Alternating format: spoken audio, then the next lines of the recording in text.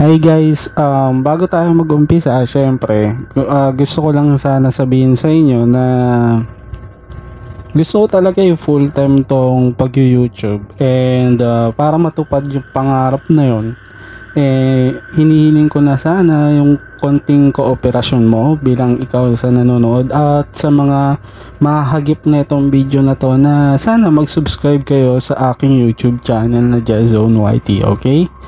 So, wag na natin patagalin pa.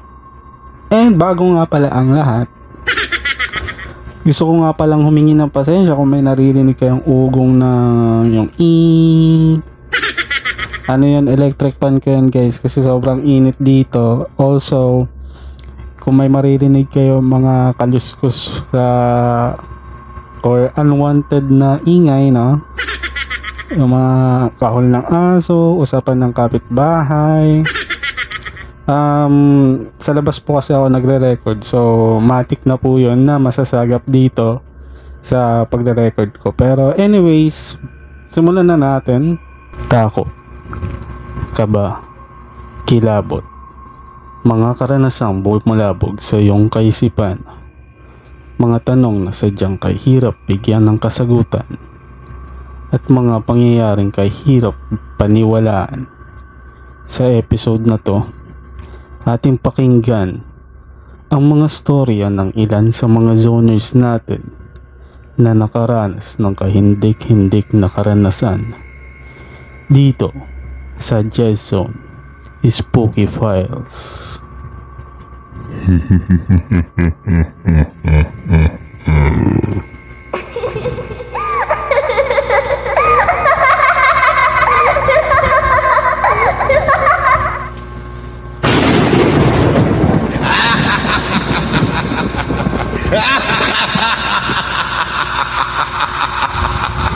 Grabe, makatawa naman yun.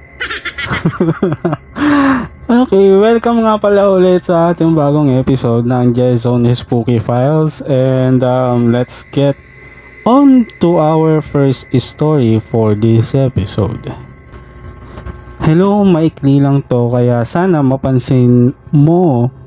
So, share ko lang naranasan ko nung pauwi akong work. Dalawang sakay lang ako ng jeep. Mali. Mali yung pagkakabasa ko, sorry na. Dalawang sakay lang ako, isang jeep at isang tricycle lang.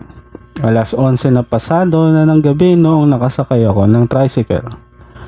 5 kaming pasahero ng modern tricycle, tas katabi ako ng driver. Puro babae nasa likod at isang katabi ng driver, lalaki. Wala na ganong tao sa daan noon at wala sa aming nakasunod na tricycle.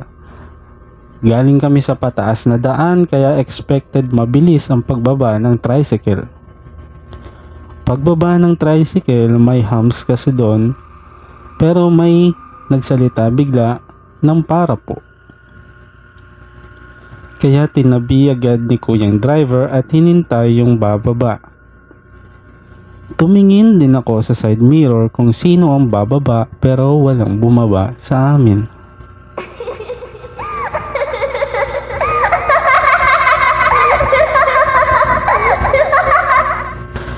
Nagtinginan kaming lahat sa salamin sa bandang ulo ng driver upang makita namin ang isa't isa. Nagpakiramdaman pa kaming lahat kung sino yung nagsalita.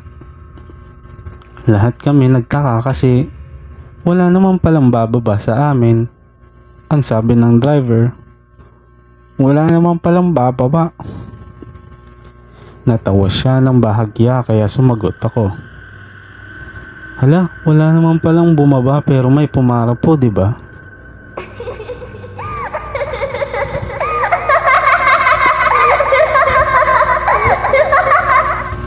Umurong pa ako lalo sa kanya kasi natatakot na ako. Kinalibutan yung driver pati ako.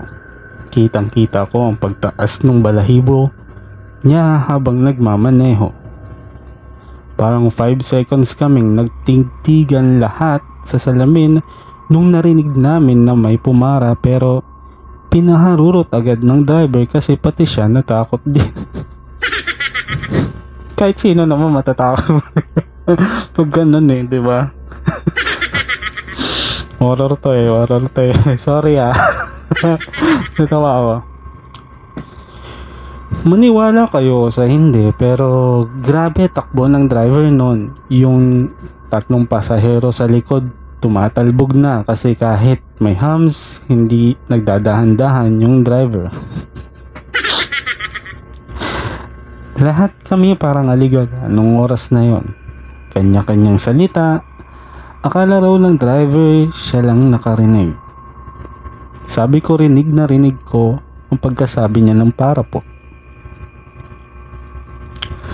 Ang ganda pa ng boses ng dalaga pa yung tono. Basta hindi ko ma-explain na maayos, pero maganda boses niya ng pagkasalita niya ng para po. Ano bang tamang tono pag sinabi yung para po?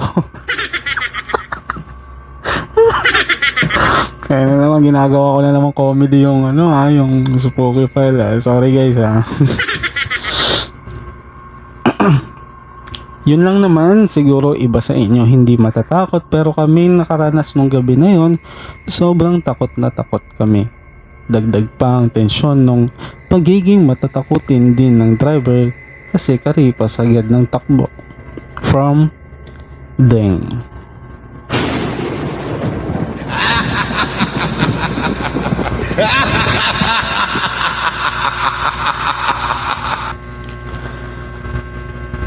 So sa ating next story, there was this incident way back 2012 dito sa bahay namin sa Caloocan.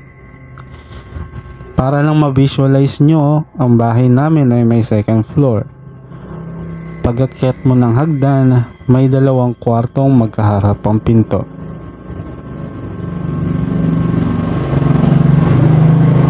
At may motor. Ayan. Ako lang nagsasorry sa inyo guys sa mga ganyang instances na may mga motor shit. Okay, back to the story. Nasaan na ba tayo? Sa 2 kwarto ay kwarto ko. At ang kanang kwarto ay kwarto na may bodega. Sa kwartong may bodega natutulog ang ate ko. Dati niyang asawa at anak niya noon. Way back 2012 nga. Ngayon wala nang natutulog sa kwartong yon. Yung anak na yon ng ate ko, which was 3 years old then, saw something horrifying. Natutulog sila mga midnight time nung biglang nag-hysterical yung pamangkin ko.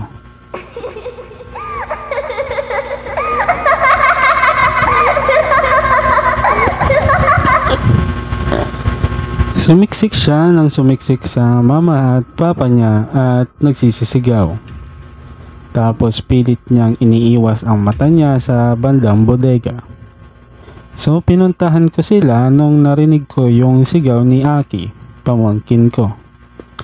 Kasi katabi lang nga nila yung kwarto ko. Nung tinanong namin si Aki kung anong nangyari sa kanya, all he answered was sira. With horror visible on his face. So we questioned him further. Anong sira? The convo went like this. Anong sira? Saan? Doon sabi niya. Then ipo-point niya yung finger niya away from the bodega, but alam namin na di lang niya tinuturo kung saan talaga kasi sinusulyapan niya yung bodega kada sasagot siya sa amin. Takot siguro siya ituro kaya iba ang tinuturo niya.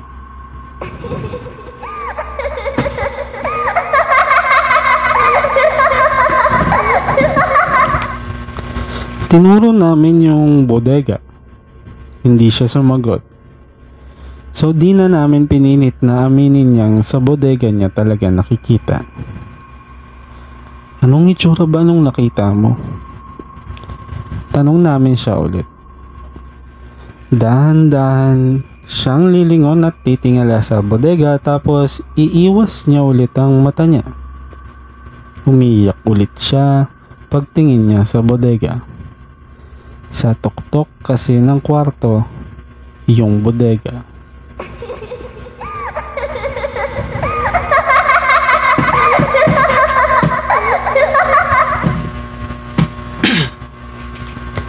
Sabi niya, sira. Paanong sira? Sabi niya, yung paa, sira. Nakaganon. Dinemo niya na parang bali yung paa, tapos nakalagay dito, tinuro niya, yung balikat niya. So it means, sirado yung paa, bali at nakasampay sa balikat yung mga paa. He wouldn't lie, he was a 3 years old kid. Yung pamangkin ko na yon, 10 years old na ngayon. Fast forward to now, may kasambahay kami, si Ate Sang. Stay in dito sa bahay. Kasama din niya dito sa bahay namin ang bunso niyang anak na si Peng, 3 years old. 2 years na nagtatrabaho sa amin yung kasambahay namin na to. Natutulog silang dalawa sa baba. Sa may living room para mabantayan din ng lola kong stroke na nasa baba din natutulog. Netong isang araw lang, nagkwento si Ate Sang sa amin. Umaga na nun, na napagtitripan daw siya at tinatakot ni Peng nung gabi. Tinanong ko kung bakit. Sabi niya, nagising daw si Peng ng madaling araw.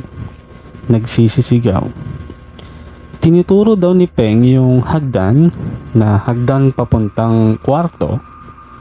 Tapos yung turo ni Peng mula sa taas ng hagdan pababa papunta sa kanila. Sinasabi daw ni Peng na mama, mama, mama.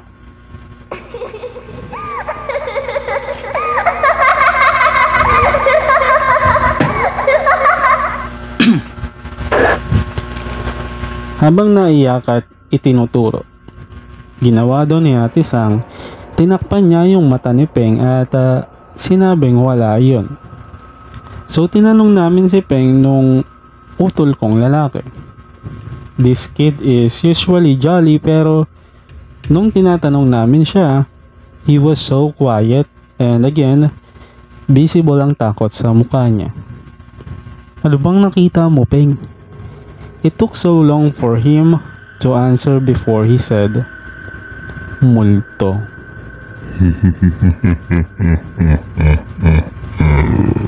Sobrang hina pa ng pagkakasabi niya. Multo? Saan mo nakita? Hindi siya sumagot. Saan galing? Tanong namin ulit. Ang sabi niya, sa taas.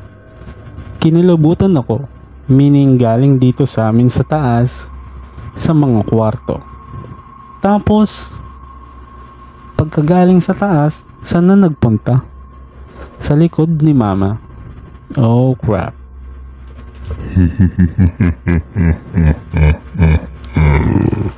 Anong itsura?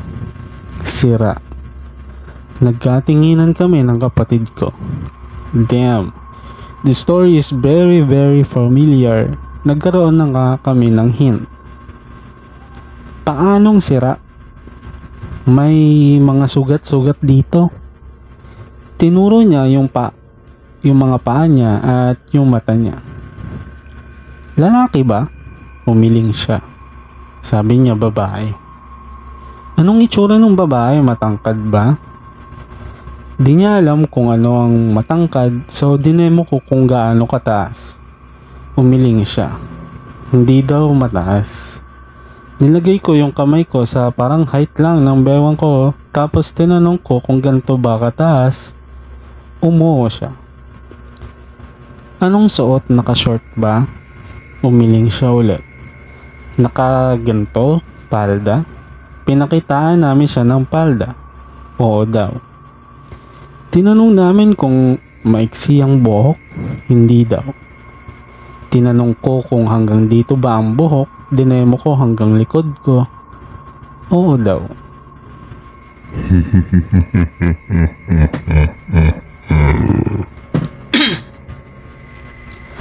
Ang nakita niya, maliit na babae, mahaba ang buhok, nakapalda, sugat-sugat ang mga paa at muka, galing sa taas pababa sa kanila papunta sa likod ng mama niya.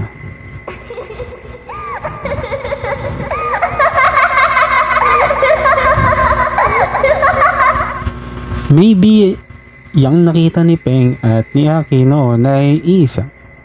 The reason kung bakit hindi matignan ni Aki noon ng matagal ang bodega dahil natatakot siya na sa sira-sirang muka.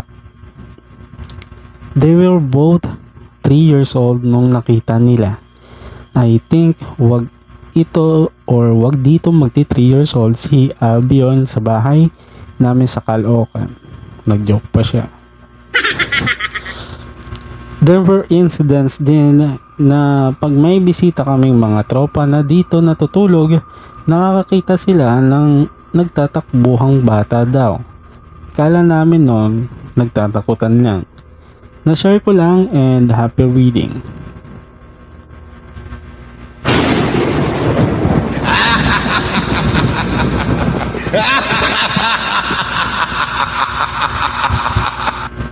Nakakatakot ba? Mga duwag talaga kayo Sige nga, kung hindi ka duwag, mag-subscribe ka sa aking YouTube channel. Click mo lang yung subscribe button dyan and like mo kung nagustuhan mo tong video. And let's jump into our next story. Hello po, first time ko tong magsisend ng kwento pero here it goes. This is all about my experience way back 2016 when I was in junior high school. Specifically in grade 10. So yeah, gaya ng nalalaman na rin siguro ng nakakarami na yung mga kabataan talagang mapupusok. We tend to have crushes here and there pero it goes both ways. And sa akin, kumbaga hindi na rin bago yung may umaamin or nagsasabi sa akin na crush daw nila ako. I'm not popular or anything. In fact, I was the exact opposite. Introverted circle of friends ko is barely enough to be called a circle. Pero syempre, yung mga introvert may ingay yan sa internet. Kasama na ako. Mahilig ako makipag-chat sa iba lalo na sa mga babae. In a friendly way lang. Di ko sure to I am not interested on being in a relationship. Because of it, I had many friends na babae. Some share my hobby too, which is drawing and listening to music. Kaya nga yung iba kong tropa sinasabihan daw ako na babaero, what not? Pero syempre lahat naman yon biruan lang. Then comes this girl. Let's just hide her real name and call her R. She confessed that she had a crush on me. Well, gaya nga ng sinabi ko earlier, I am not interested in relationships. And she was clearly fine about it. She told me that being friends for the meantime is okay for her. Pero yeah, she doesn't not really stand out in the class. Maybe the same as me. Also had a very few friends and I'm sorry if I'm gonna sound rude pero hindi ako interested to be even friends with her siguro because I already have enough on my plate, ganon.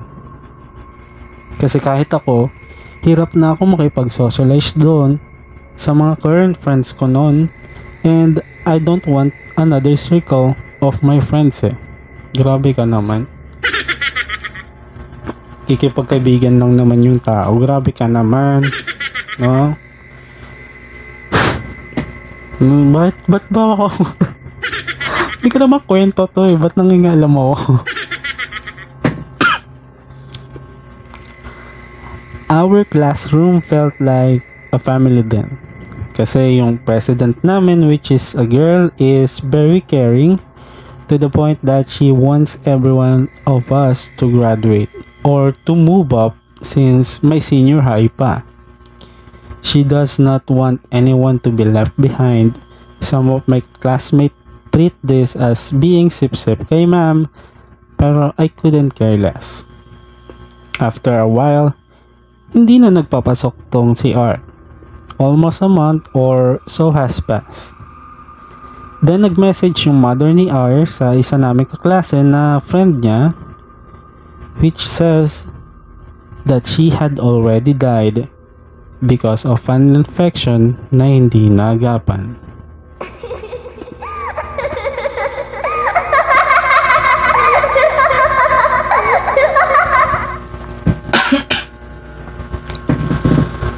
This shocked our advisor as well as most of our classroom, including me. I thought hindi siya nagpapapasok dahil dun sa ginawa ko. Feeling na naman siya. Sorry po. Yung mother ni R wanted all of us to attend her funeral, like literally everyone in my class including advisor namin. Pero dahil fourth quarter na noon and ang dami talagang ginagawa or ang dami namin ginagawa ay busy ang lahat. We all did not get to attend her funeral and this made our mother very sad. Yung president namin thought of an alternative way to make amends for the mother. She told everyone in the class that we will record a video wherein each one of us will hold a white balloon and papaliparin ito, a farewell to Miss R.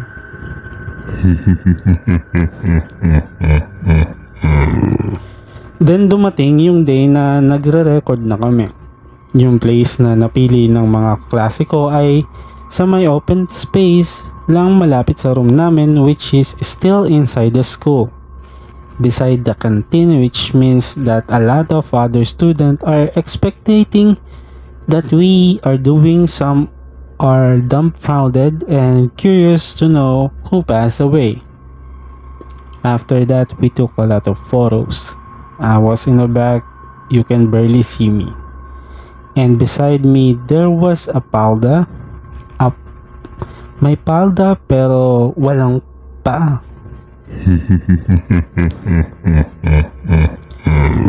Wala ring ulo or anything like that.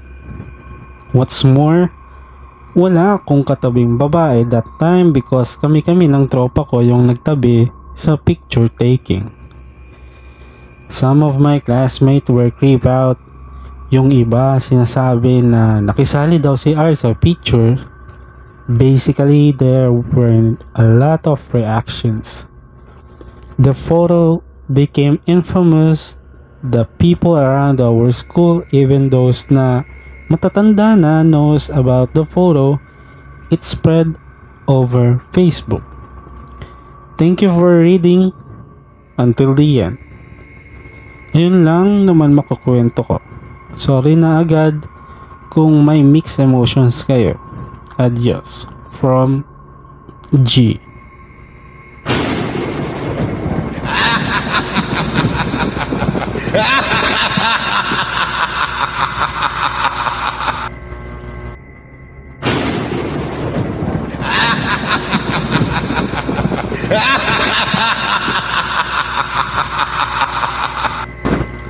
So for the next story, just a little background lang po.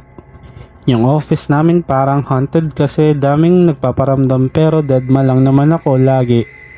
Pero some of my students told me some things they were hearing from my end. First, my Brazilian student, we had a class around 5 AM ata. Sabi ng student ko, Oh, what time is there again? Sagot ko, around 5 in the morning. Why'd you ask? Sabi ng student, oh, your grandma usually get up at this hour? Ako, confused. What do you mean? Sabi ng student, I heard an old man cough. Ako naman, tell me you're joking cause I'm in the office right now.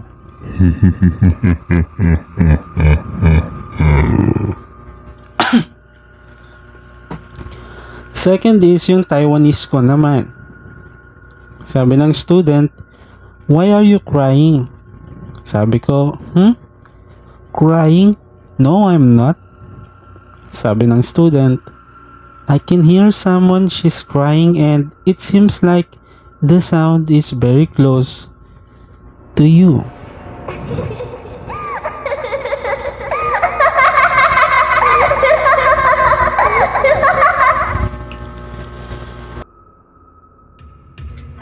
Sure na ganyan.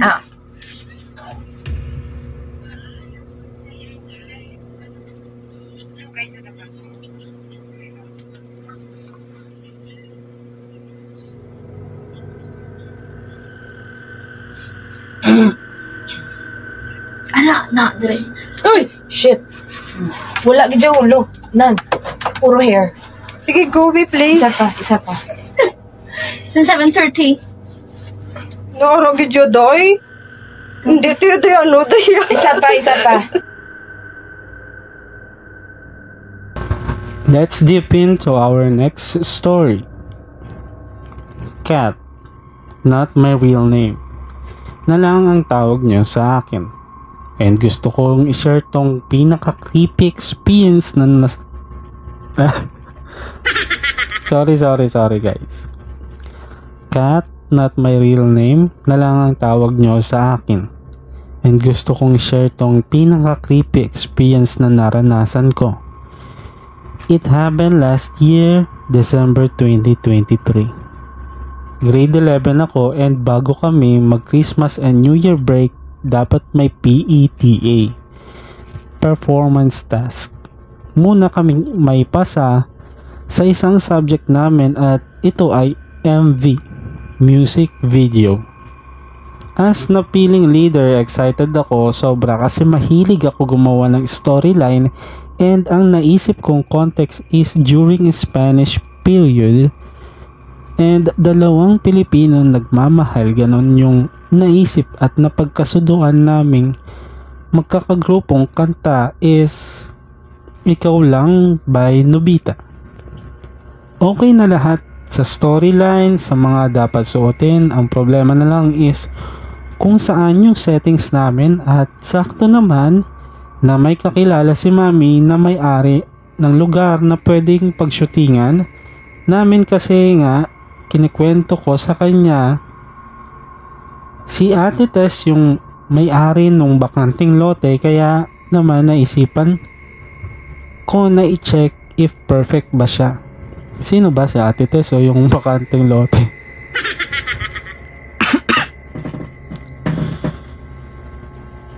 Sa pagpunta sa lugar na yon, kasama ko si Michael, yung kagrupo / manliligaw ko kasi nag-volunteer siya. Medyo malubak papunta doon pero nung nakarating na kami ni Michael, ang masasabi ko is maganda yung lugar, mataas yung puno tapos masukal kaya nasabi ko noon kay Michael, perfectong lugar na to.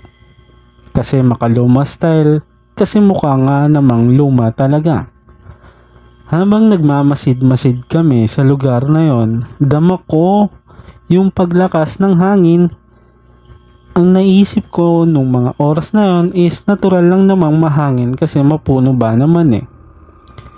Tsaka ako yung taong di talaga naniniwala sa elemento, multo, etc.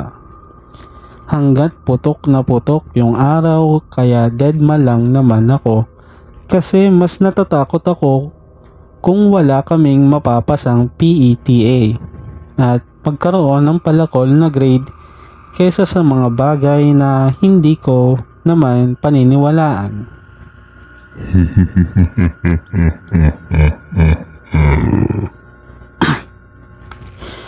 Tinignan ko si Michael tapos tinanong kung goods ba ako siya sa lugar.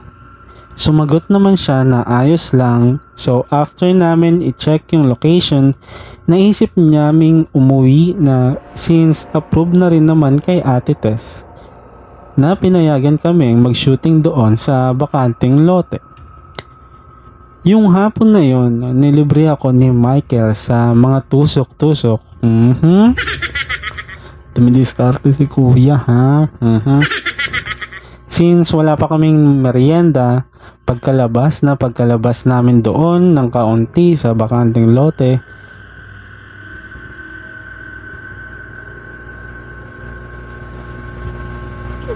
ano daw? Hindi magkarugtong pero alam nyo binabasa ko to as it is kung paano sinend sa atin ni sender pero hindi siya magkarugtong eh. Pero sabi niya ganito. Pagkalabas namin doon ng kaunti sa bakanteng, kaya ayun, napatambay muna kami for a while. Tapos itong si Manong naman ng machika, tinanong kami kung ano raw ba ginawa namin doon sa bakanting lote. Ang iba yung nasa isip ko. Ay nako.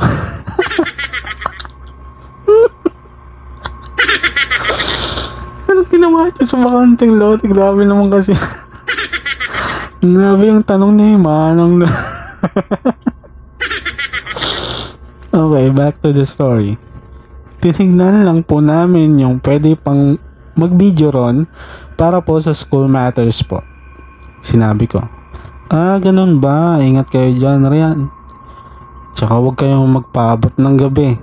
Tsaka mas maganda kung di kayo mag-iingay para wala kayong magulo. Bigla naman akong napatingin kay Michael nung sinabing ni Manong yun. Nagtataka, oo. Bakit yan? Anong meron? Maraming bawal. Tanong ni Michael. Sa tagal ko na nagtitinda at sa tanda kong to, may pinatay kasi sa lote na yan.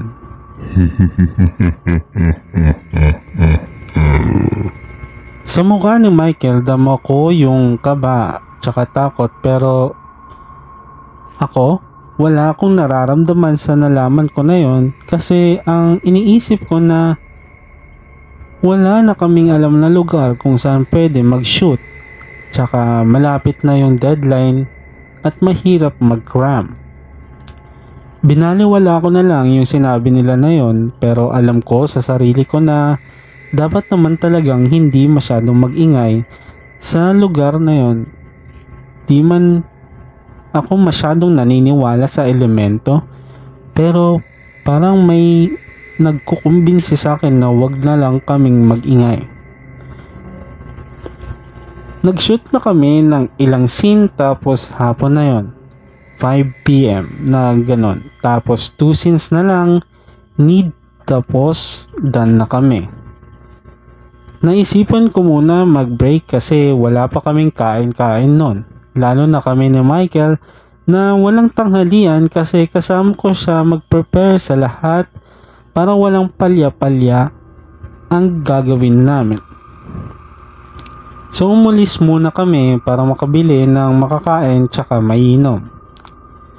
Kami lang dalawa bago umalis, sinaway ko pa yung mga kagrupo ko na wag masyadong magingay. Tapos umalis na kami habang pababa kami ay may nakita kaming parang mag-asawa na may dala-dala yung matandang lalaki, siguro 50 plus na rin. May dalang troso sa balikat niya. Tapos yung babae na mukhang same age nung matandang lalaki, may dala-dalang bilao na parang munggo pa nga ang laman. Napabulong ako kay Michael. Uso pa pala yung ganyan. Bukod sa probinsya ngayon na nga lang ulit ako nakakita ng ganito sa city.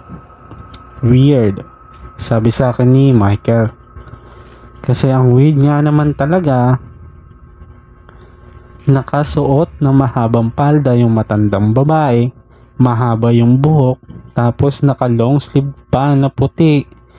May parang panyo sa balikat niya, tapos yung matandang lalaki naman, may suot na salakot, tapos naka white long sleeve rin, pero nakapants siya na itim. Doon ko lang talagang masasabi na parang nangilabot ako kasi mabalahibo akong babae. Nakita kong nagsitayuan yung balahibo ko sa mga braso kasi yung mga itsura nila parang hindi typical na itsura ng Pilipino.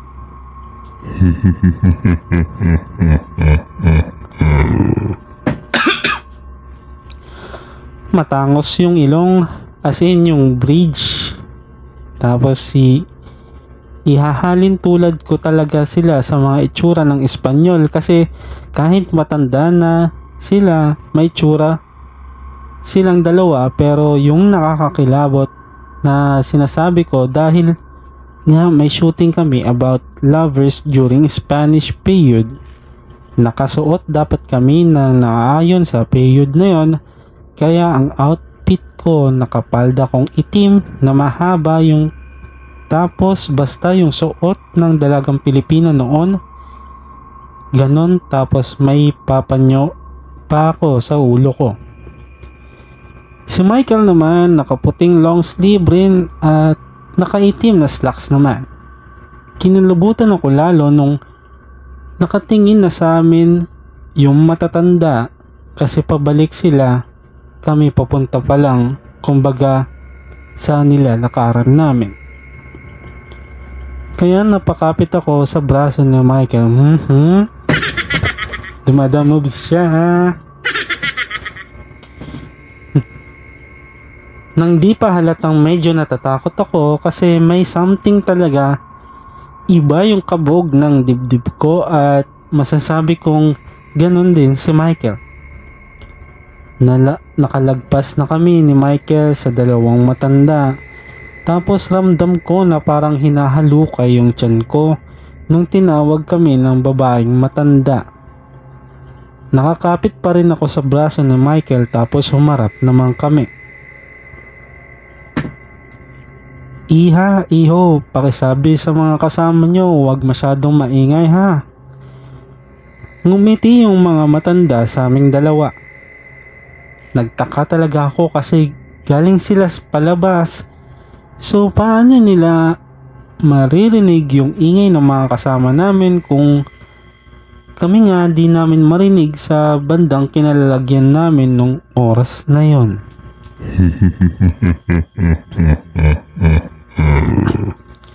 Pasensya na po Lola, pagsasabihan po namin pagbalik. Si Michael na sumagot kasi alam niya kung ano yung nararamdaman ko. Magkasintahan ba kayo? Grabe yung mga multo ngayon, may issue din na tanong ng matandang lalaki. Nililigawan ko pa lang po siya. Napangiting sagot ni Michael. Tumango na lang ako kasi paalis na rin sila kaya tumuloy na rin kami ni Michael.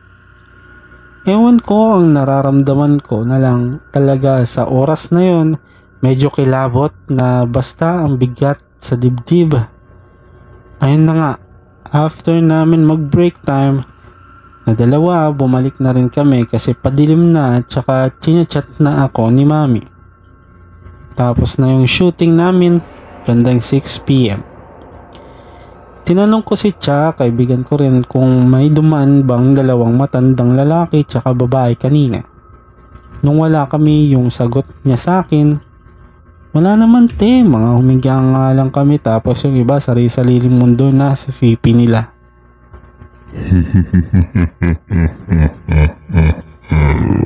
Alam ko na talaga na may mali kanina, kaya inaya ko na sila na umuwi na agad. Di ko lang pinapalata ngayong madilim na mas lalo kong natatakot. Naglalakad na kami ni Michael pa uwi sa amin. Sinama ko na siya para kumain kasi pumayag naman si Mami na kumain na siya doon. Kinuwento ko kay Mami yung nangyari habang kumakain na kami. Katabi ko si Michael. Matanda? Paano matanda, anak? Imposible naman kasi bakanting lote yun eh. Nakausap pa nga namin, Mami eh. Natatakot na talaga ako, pati si Michael, di lang pinapahalata.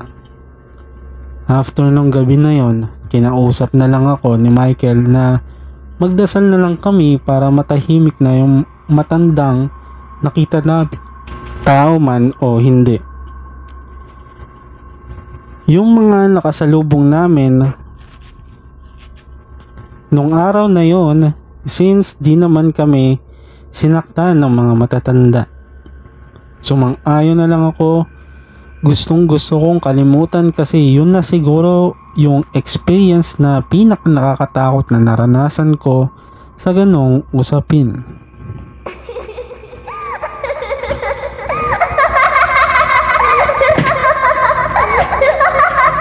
Birthday ni Mama noong January 23, 2024. Kaya may handaan sa bahay namin. Invited yung mga kaibigan niya, kaya in-invite ko na rin si Michael. Tsaka mga kaibigan ko, tapos nakita namin si Ate Tess. In-invite ni Mami yung may-ari ng bakanting lote na yon. Tapos nakakwentuhan namin siya kasi kunento pala ni Mami yung nangyari or sinabi namin sa kanya.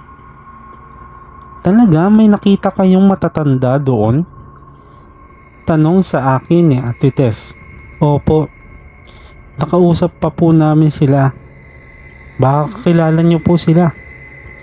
Napatingin ako sa gilid ko, which is nandun si Michael na curious na rin. Ang totoo kasi niyan, 2 dekada ng bakante yung lote na yan. Walang gustong bumili kasi kwento rin ng tiya ko na talagang may maari yan.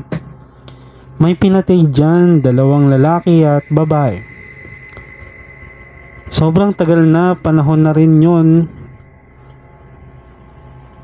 Babae tsaka lalaki na yun, yung lolo at lola ng tiyahin ko na kamag-anak ko na rin. Baka sila yung nakita nyo.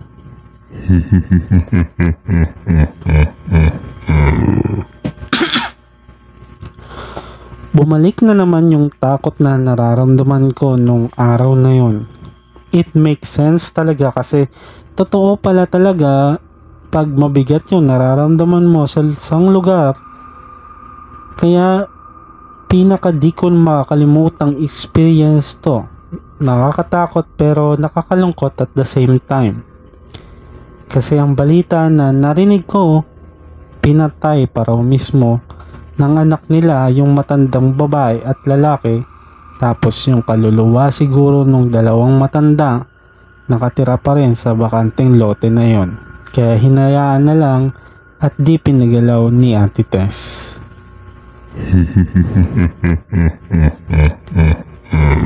Ayun lang, sana na-deliver ko ng maayos yung nakakatakot at nakakalungkot na naranasan ko. From Kat.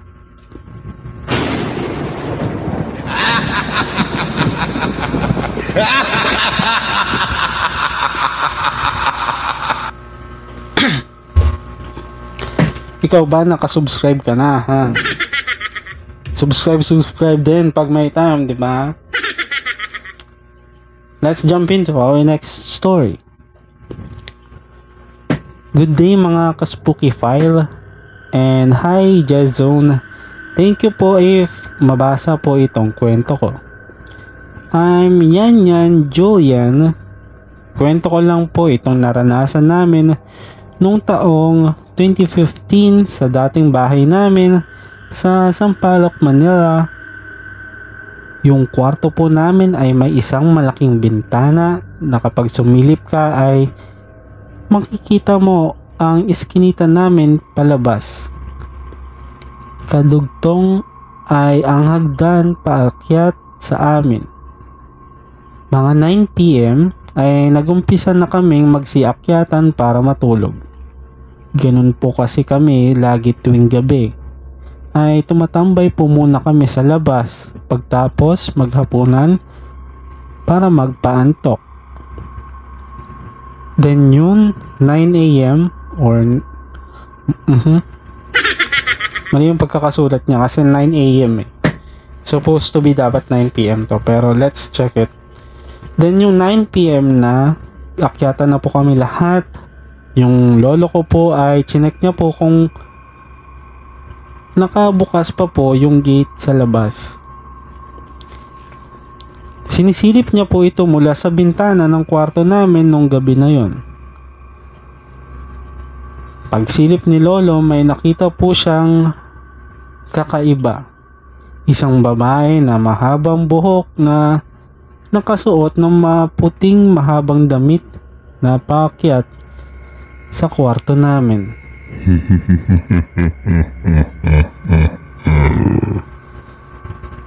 Sinusubukan niya itong pagalitan at sinabing isara ang gate sa labas, pero hindi siya nito nilingon. Dire-diretso lamang itong paakyat. Nagtayuan ng balahibo ng lolo ko nang makitang parang hindi ito humahakbang paakyat at mukhang lumulutang lang ang babae. At ang mas nagpakilabot sa lolo ko ay nakita niyang napakahaba ng kamay nito na parang kinakalagkad nito paakyat ang kamay niya.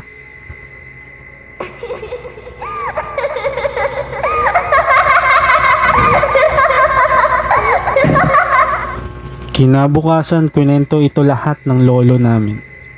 Habang kami ay kumakain, pinapagalitan niya pa po sila papa at mga tiyahin ko na baka daw tinatakot siya ng mga ito. Pinaprank lang pala. Ito ko magagalit din. Pero lahat sila ay sinabing hindi daw nila yon magagawa at sabay-sabay daw po kami umakyat ng mga oras na yon. Pagtapos nung mangyari nung gabi na yon ay binawian ng buhay ang aking lolo. Bigla itong nanghina at nawalan ng gana kumain. Hanggang ngayon at di namin makalimutan yung kwento na yon ni lolo sa amin at dahilan iyon kung bakit di na kami sumilip sa bintana tuwing alas 9 ng gabi. From Yancy.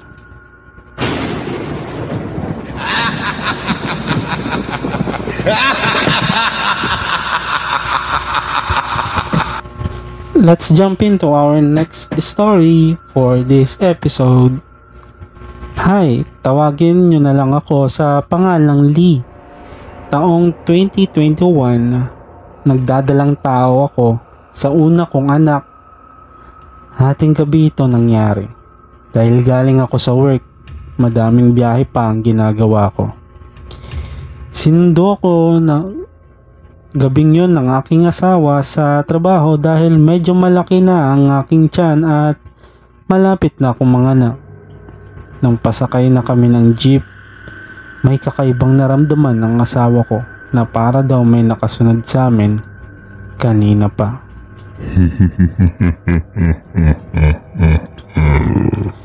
Iniisip ko na baka hold upin kami dahil nga gabi na at konti na lang ang taong sumasakay ng jeep. Pero nakauwi naman kami ng ligtas. Bago yan at bumili muna kami ng ulam. Inihaw na barbecue sa tapat ng bahay namin. May gate bago makapasok dahil nangungupahan lang naman kami. Matapos kumain at napagpasyahan naming maglaba ng kaunting damit para matuyo bukas at magamit ko sa pagpasok. Nagsampay na ako sa labas nang lumabas din ang asawa ko para sabihin niyang siya na ang gagawa. Tinapos naman niya ang gawain hating gabi na mga 1 AM na ng umaga na marinig ng asawa ko na parang unti-unting nabubuksan ang pintuan namin. May kumakaluskos na parang inuugo yung pinto. Madaling hinawakan ng asawa ko yung plies na pang tornilyo dahil yun yung una niyang hinawakan. Kasabay nun ang kapatid niya na kasama din namin sa bahay na tinanong ang asawa ko na may nagbubukas ng pinto. Nakahanda na sila pero nang buksan ng asawa ko ang pinto wala silang nakita.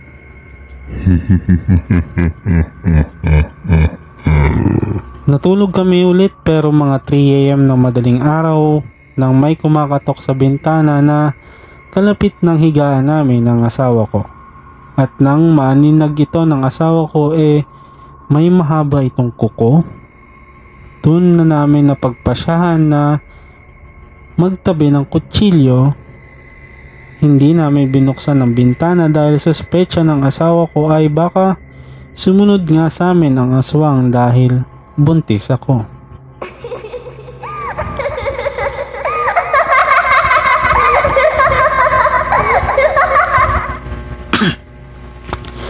Hindi pa din natapos ang pagsunod sa amin ng aswang.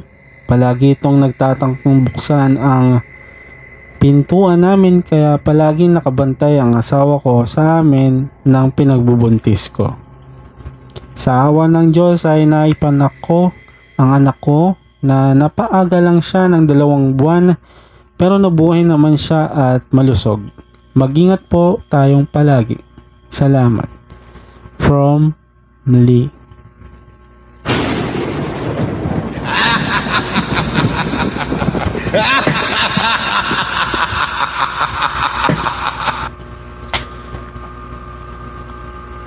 So for our next story, hi po, sana mabasa nyo to.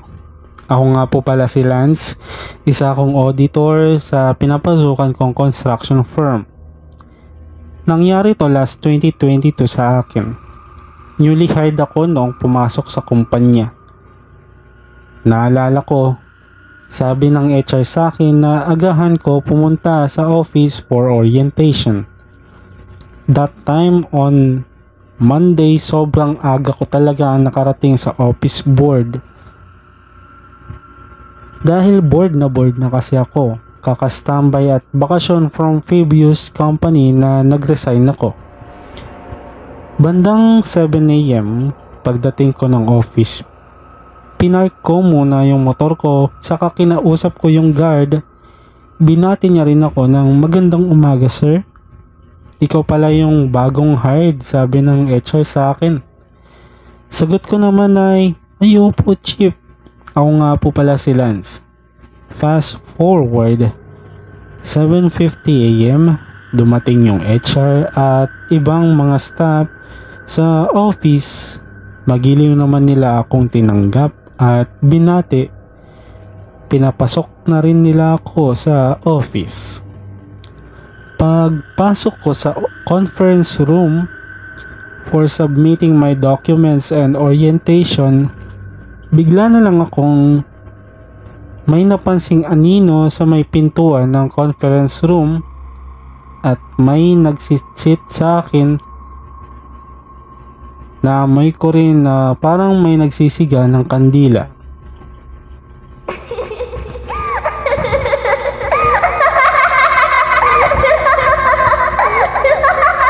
Di ko na lang pinansin yun at baka may naglilinis lang doon. Saglit ang nakalipas, dumating ang HR at almost 1 hour din kami bago natapos. Saka ako na i-forward sa audit head ng company. Kinabukasan, habang nagsisimula na ako magtrabaho, napansin kong maagang nagsisiuwian ng mga staff ng office. Nagulat ako na wala pang 5 PM ay di na sila mapakali.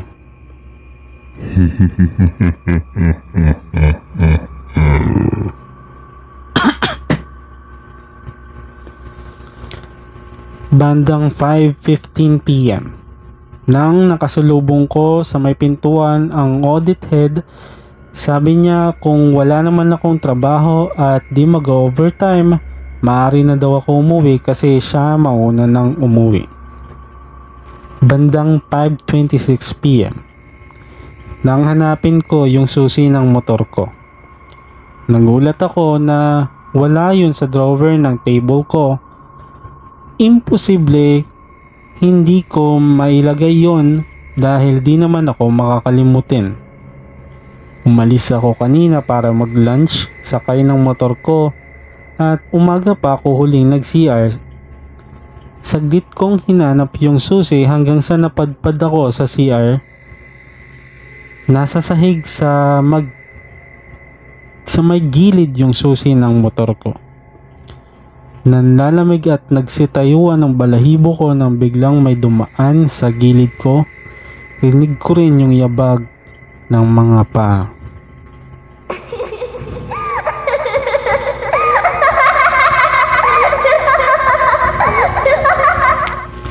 Dali-dali kong pinulot yung susi ng motor ko at binitbit yung helmet ko pati laptop sa taranta ko. Pagbaba ko ng parking lot, tumawa yung guard sa akin na para bang nangiinis. Sir, ingat-ingat ka dyan sa pagbaba. Hindi na ako nakakibo, pamunta na lang ako sa motor ko at umuwi na ng bahay. Fast forward, 2 months ago, wala na ako nararamdamang kakaiba. Pero isang hapon, deadline na daw ng quarterly audit report ng kumpanya kaya kailangan namin mag-overtime. Anya ng audit head, Lance, mag-overtime tayo mamaya. Sagot ko na yung dinner mo, kasama mo naman sila Laika at Shane. Total, ikaw lang yung lalaki sa kanila eh. Baka pwede mo silang samahan mamaya. Deadline na rin kasi. Kailangan masubmit ang report bukas for board meeting presentation. Sagot ko naman, sige po ma'am, wala pong problema. At napatango din siya. Kailangan niya daw kasi umalis kasi birthday ng papa niya at nagpaalam na ito sa amin. Saka na kami kumain ng kasama ko by 6 PM. Bandang 8 PM, medyo feel ko na inantok. Bigla na lang pumunta si Shane sa akin. Sabi niya nangamoy kandila daw.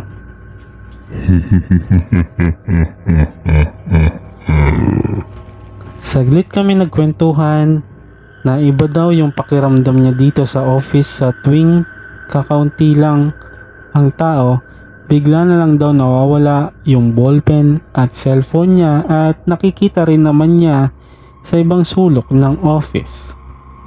Maya-maya, dumating din si Laika. Naisipan nilang umorder ng food at nakisabay na rin ako ng isang mainit na kape.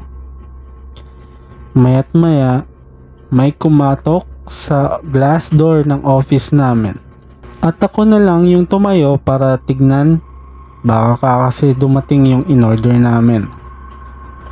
Pagbukas ko ng pinto, nagtaka ako dahil wala namang tao sa pintuan. Pinuntahan ko yung guard at wala siya sa guardhouse. Saglit kong hinintay yung guard, yun pala ay nag-CR lang siya. Sinabi ko rin na may kumatok sa glass window at bakas pa dito yung kamay. Sinagot naman ako ng guard na imposible naman siya yon dahil malayo yung CR sa glass door ng office namin.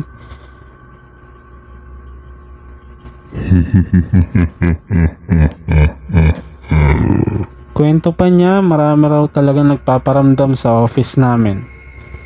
Pinipigilan lang siya ng management na magkwento dahil marami nang nag-resign sa kumpanya dahil rito. Maya't maya, dumating na rin yung foods na in-order namin. Pagkakyat ko sa taas ay kumain kami at nagkwentuhan ng mga taga-audit department. Wala rin pala silang 6 months simula nung nag-hire sila dito. At same sa akin, kakaiba yung nararamdaman nila. At di ako nag-iisa, natatakot din silang mag-overtime nang walang kasama dahil nag-aamoy kandila sa conference room at usok daw sa may bandang CR.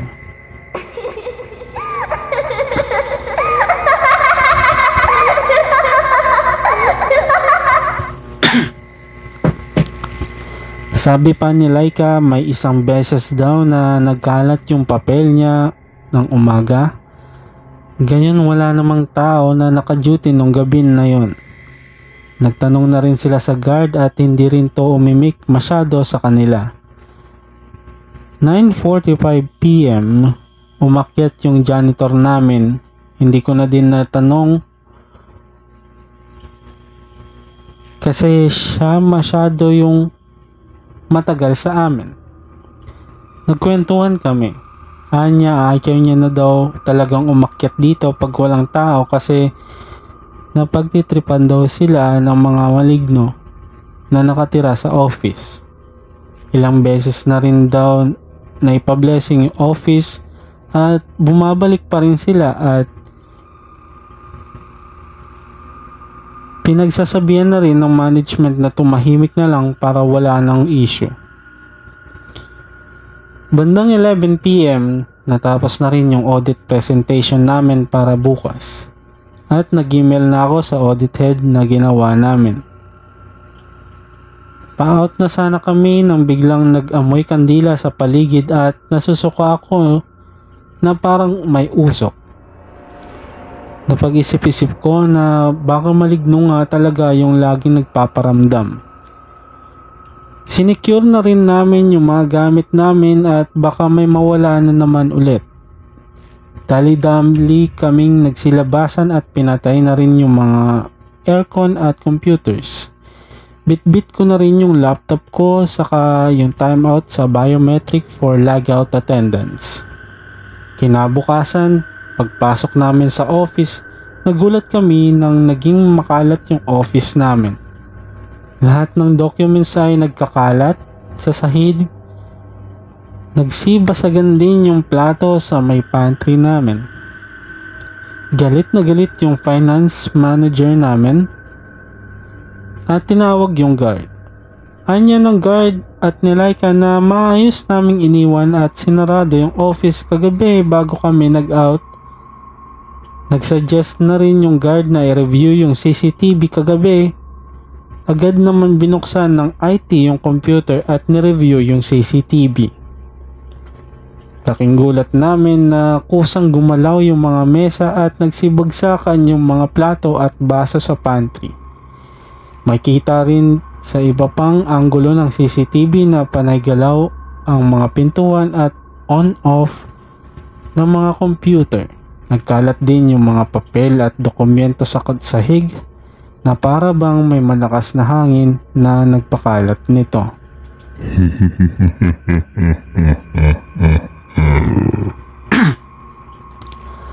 Anya ng guard, hindi daw niya narinig yung pagbagsak ng mga plato at paggalaw ng ibang pinto sa office.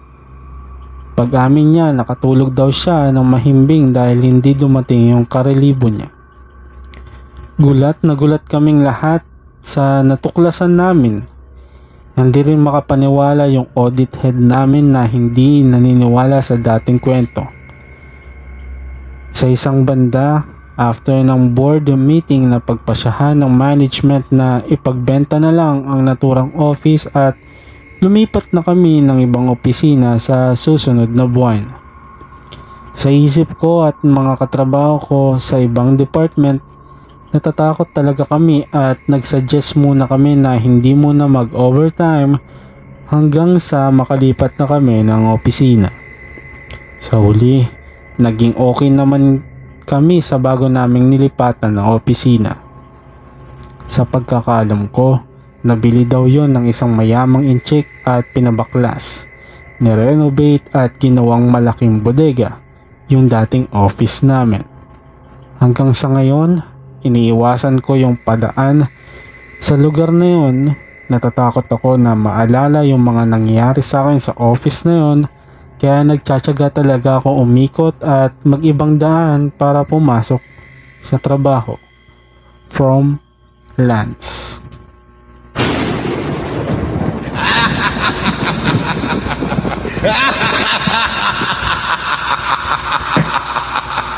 Sinasabi ko sa'yo, dapat mag-subscribe ka na sa akin, ha? Maya, nako. Kidding aside guys, sana mag-subscribe kayo sa akin. Napakalaking bagay nun para sa akin, para matuloy-tuloy ko nang gawing full-time tong pag-YouTube, okay? Alright, let's jump into our next story.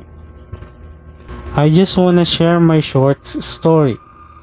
Hindi ko napapahabain yung kwentong nangyari sa buhay namin kasi medyo nakakakilabot din. Hindi na rin po ako magaling magkwento, pasensya na po. Ito na nga, nagbalak kami ng kaibigan ko na sina Kirby, Myrie, Louie at Carlo na mag-nature trip sa Pinza, Polsena. Pumunta kami ng mag-alas 2 ng hapon. Medyo mainit pa ang mga araw na yon. Malayo-layo rin ang nilakad namin bago makapunta sa paroroonan namin. Nakapunta na kami ng Pinza, Polsena ng mga mag-alas 3 ng hapon, kaya naman nagpahinga na muna kami bago maligo. Inayos na rin muna namin ang mga gagamitin namin para sa tutulugan namin. So yun, natapos na kami sa mga inayos namin. Tara, maligo na tayo guys, sabi ni Kirby sa mga kaibigan namin. Mga ilang oras ay natapos na rin kaming maligo at kumain na kami kasi gutom na rin kami dahil din sa pagod. Magagabi na nga ay pumasok na muna kami sa tent upang magpahinga. Nagkwentuhan din kami ng nakakatakot para hindi kami maboring nung mga gabing yon. So bali dito nga pala kami matutulog noon kasi trip nila na bukas na lang daw umuwi. So yun, dahil naman sa mga iba naming kaibigan na dun na lang matulog.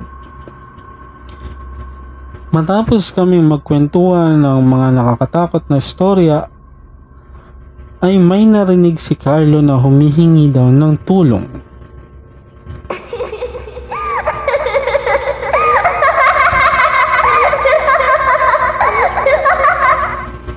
Guys, may narinig ba kayong humihingi ng tulong?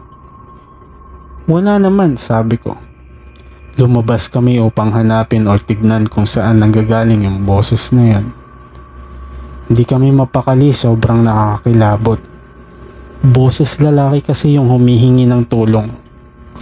Ang akala ko ay may mga kasama ko lang din yon. Akala ko nagbibiro lang, pero hindi, parang sa malayo kasi nanggagaling. Tara guys, matulog na tayo, naantok na ako Bukas na lang natin pag-usapan yan pag uwi natin sa bahay, sabi ni Kirby sa mga kaibigan namin. So ayun na nga, kinabukasan ay nakauwi na nga rin kami, mga mag-aalas 7 na rin siguro. Maagang nakauwi dahil na rin siguro sa takot. Kinento na rin namin sa mga magulang namin yung nangyari nung gabi na yon sa amin. Laking gulat namin na may namatay ng araw doon, nalunod at hindi na nakaligtas na nag-nature trip din. Kasama ang mga kaibigan kaso nalunod at hindi na natulungan. So yun, hanggang dito na lang ikikwento ko yung nangyari sa amin. Thank you sa pagbabasa.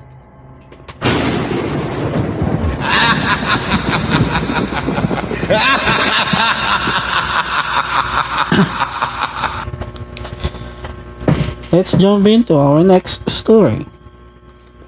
Hi, silent listener po kami ng partner ko dito matagal na and hindi ko po ina-expect na mag-share din po ako dito ng creepy experience ko. Hindi ko na dapat i-share at gusto na lang kalimutan, but sabi ng partner ko, kwento ko daw dito, kaya pinag-isipan ko muna. Pasensya na, hindi po ako magaling magkwento, so here it goes. Going to Bataan po kami noong April 8 to April 9, 2024 kasi magsiswimming po kami. April 8, 2024, pagkadating po namin doon sa beach namin pupuntahan, akala namin doon po kami mismo sa resort mag-room, pero hindi po pala. Tapat po pala mismo lang ng resort yung bahay na tutuluyan namin. Take note, bahay po pala. At di lang siya basta bahay, lumang bahay.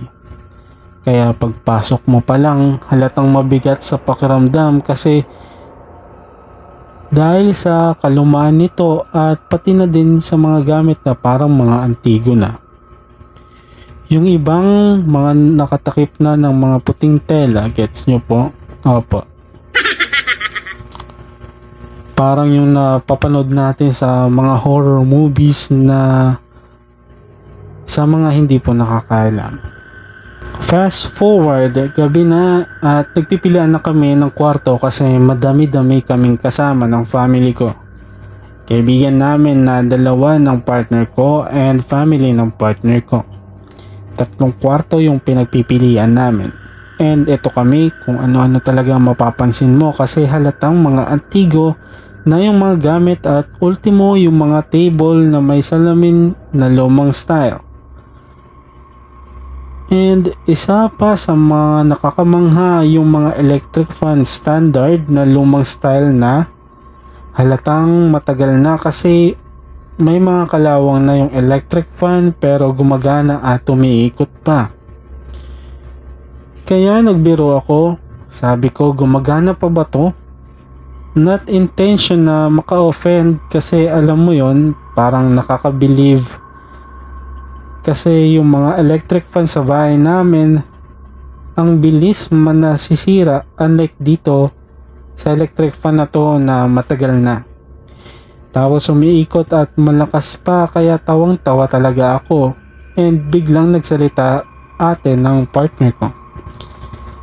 Sabi niya, wag daw ako magpansin ng kung ano-ano kasi baka may nakatira sa bahay na ito. Natakot ako pati ate niya. Sabi ko, wag kang ganyan ate. Sabay kaming napatingin sa taas ng aparador na maliit na lumang upuan sa taas at alam mong meron. Ano?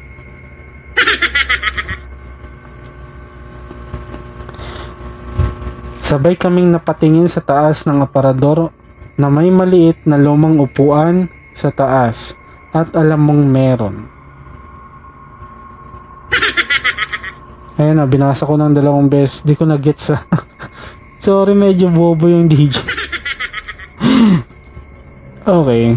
Alright. Fast forward, natutulog na ang lahat. By the way, ang pwesto namin dahil madami kami, yung kasama namin sa kwarto, yung biyanan ko, ate ng partner ko, and yung 2 bata, sila sa kama. Kami sa baba natulog pati na din yung 2 pang atin niya. So bago kami matulog, inopen ko muna yung pinto na halos nakikita ko sa labas. Gawa ng mainit at kulob ang kwarto. Tulog na kaming lahat nang bigla akong magising na parang may humahawak ng mahigpit sa kanang kamay ko kaya nagising agad ako. By the way, mabilis pala akong magising kahit masarap tulog ko, konting kaluskos lang. Sana all na. Ako tulog mantika ako guys eh, yung kahit sampal-sampalin mo na ako, tulog pa din ako eh. Anyways, akala ko panaginip pero hindi kasi gising na gising talaga ako. At ginigising ko ang partner ko. Sabi ko may humahawak sa akin pero yung partner ko ang sarap ng tulog gawa ng nakainom. Kaya nagtuloy-tuloy yung paghawak sa kamay ko. Takang-taka ako kasi wala akong makita kung sino yung humahawak sa akin. Dahil walang nagigising noong mga oras na yun, sinubukan kong umupo at lumaban. Doon talaga napagtanto na hindi talaga panaginip, totoong totoo dahil pagkaupo ko, sinipa naman ako papunta sa asawa ko. Na habang nakahawak kamay ko and wala pa din akong nakikita, nalay na yung kamay ko at buti na lang nagising yung binan ko sa ingay ko.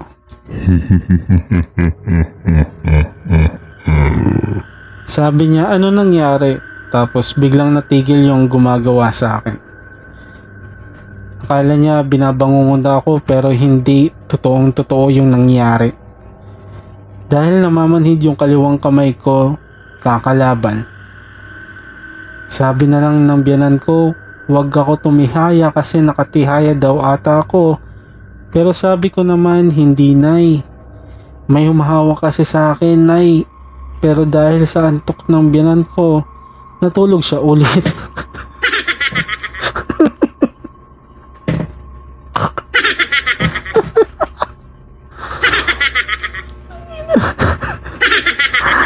Nanong po siya. Ay, nako. Sorry guys. Sorry guys. Natawa ako kasi todo explain siya kung ano nangyayari sa buhay niya tapos tinulugan lang ulit ng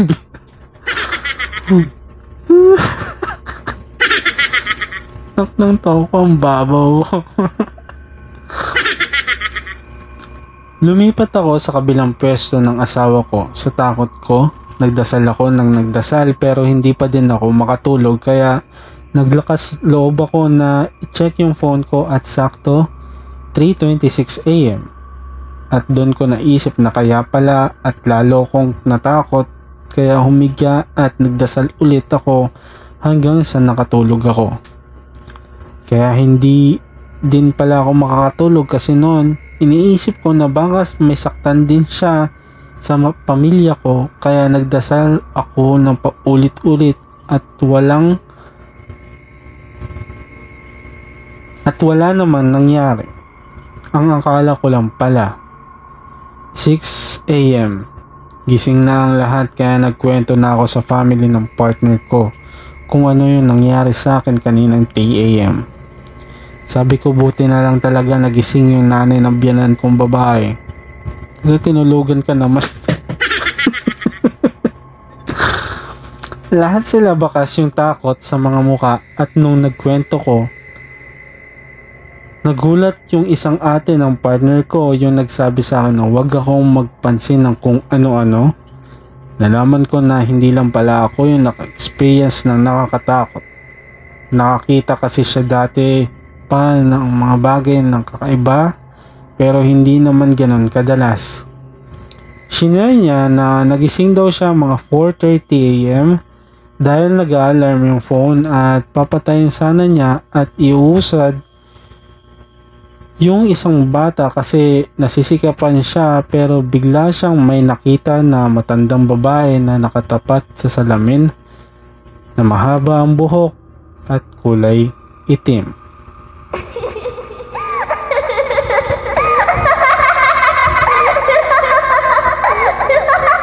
Yung table na may lumang salaming style. Sa takot niya, di siya makagalaw at nagdasal na lang daw siya at naghintay na may magising at nakaidlip na siya ulit nang mag-uumaga na. Ang sabi baka yon yung nanakit sa akin dahil siguro daw ay pagpuna ko sa electric fan. Kaya sabi niya manghingi na lang daw ako ng pasensya baka nagalit. Kaya ginawa namin bago kami umuwi ng hapon. Nag-swimming pa kami at naghingi ako ng pasensya. Lesson learned na din po to sa akin ito. At sana sa iba din na may pupuntahan. Okay, ang gulo ng sulat niya. Okay. Lesson learned na rin po ito sa akin. At sana sa iba din na kung may pupuntahan kahit nagandahan or di okay sa paningin mo, much better na lang na sarilihin na lang natin lalo't wala tayo sa lugar natin. Hanggang ngayon, pag naalala ko, kinikilabutan pa din ako. Kasi first time kong na-experience ng ganito. Nakakaramdam naman ako but ito yung pinaka nakakatakot ko. What if kung hindi ako nagising or hindi nagising yung biyanan ko? Pero thank you God kasi hindi niya ako pinabayaan. Manalig lang palagi. Salamat Jason, sana mabasa mo ito kahit medyo magulo. Thank you and God bless. From LB.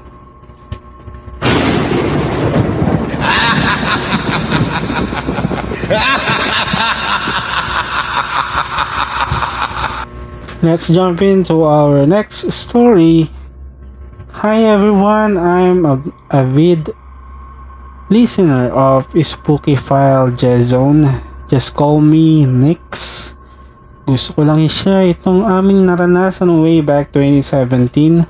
So second death anniversary ng mama ng lola ko. Sa mother side kaya nagpadasal kami. Yung bahay kung saan naganap itong padasal ay pagmamay-ari ng bunsong kapatid ng lola ko na nasa Japan.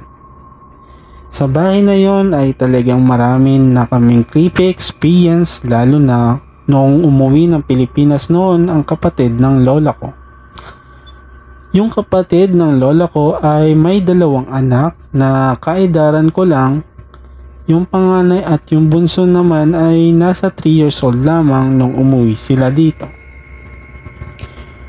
Yung 3 years old niyang anak ay lagi namin nakikitang may kausap lalo na't malapit sa hagdan. Minsan ay kalaro niya ito ngunit madalas ay kaaway niya. Nung siya'y tanungin kung sinong kausap niya ay si Vivian daw ang pangalan nito.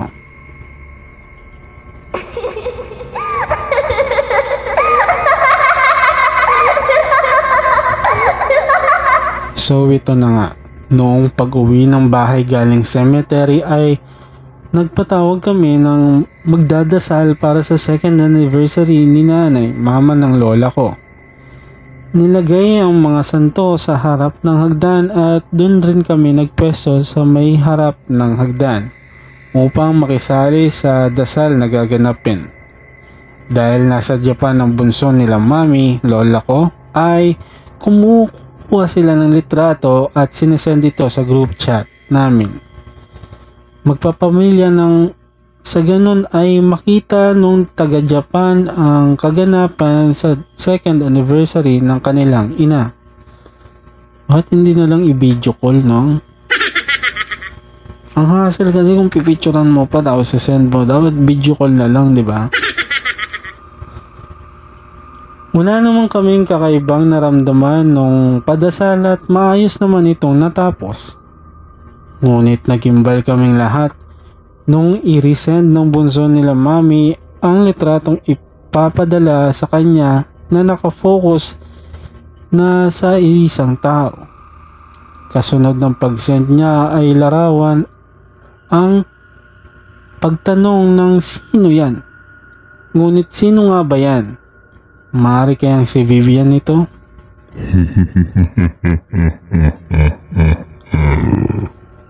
Para sa kaalaman ng lahat at alam namin nakapwesto yan ay ang pinsan ko, ngunit hindi ganyan ang itsura. Noong mga oras ng padasal ay kaming mga magkakamag-anak lamang ang magkakalupong dahil ganun naman ata talaga tuwing magpapadasal ay kamag-anak talaga dapat ang mga nandoon. Kahit kanino ipakita ang litratong to ay wala kaming kamag-anak na ganyan ang itsura. Maging sa araw na yon ay wala kaming bisita na may ganoong itsura. Kayo na po bahalang humusga. Maraming salamat po sa pagbabasa at pasensya na po kung magulo pagkakadeliver ng kwento ko.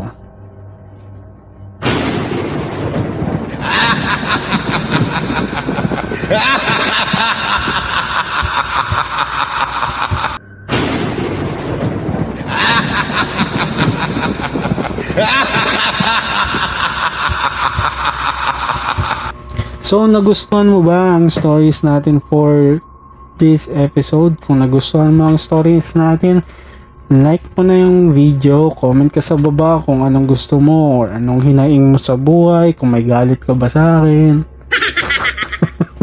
share mo na yung video para malaman ng iba na nag-exist tayo, no? Para hindi lang ikaw yung masaya kung nagustuhan mo yung video. And syempre mag-subscribe ka para updated ka sa susunod nating episode. And huwag kakalimutan na mag-subscribe sa akin, guys. Please, putang ina. Gusto ko na talaga yung full time to, pero wala lang talaga akong audience. Pero sana ikaw na yung sagot, no? Sana ikaw na yung sagot. Alam mo, isang subscribe mo lang, napakalaking bagay nun para sa akin. Sana huwag mo na ipagkait sa akin to, you know? And pagpasensyahan nyo na kung medyo malat or nawawala na yung boses ko, kasi alam nyo guys, pang third take ko na to. Kasi nawala yung yung sound card ko, tapos nawala yung sound ng sound card ko yung laughing effect. So ni-reshoot ko ulit to. Actually tapos na dapat to kahapon, pero ni-reshoot ko ulit. So yeah. So thank you for those listeners and sa YouTube, no? Kung meron kang creepy stories, isend mo sa akin sa Jazz Zone page sa Facebook yon. Search mo lang Jazz Zone page, JEZONEPAGE, and isend mo sa akin yung creepy experience or creepy or spooky stories mo. Mas maganda kung lagyan mo ng pangalan sa dulo, no? Para ma-credit ka. And also, kung meron kang proof like video or picture, so optional lang din naman yan kung meron kang picture or video, pero wala naman sa pilitan. Basta share mo lang sa akin, ha, Jazz Zone page. And yun, maraming salamat and see you on the next episode.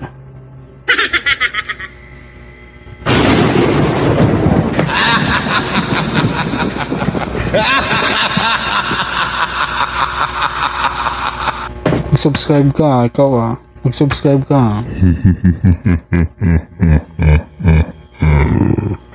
Naku, mag-subscribe ka talaga sa akin, wala na akong boses.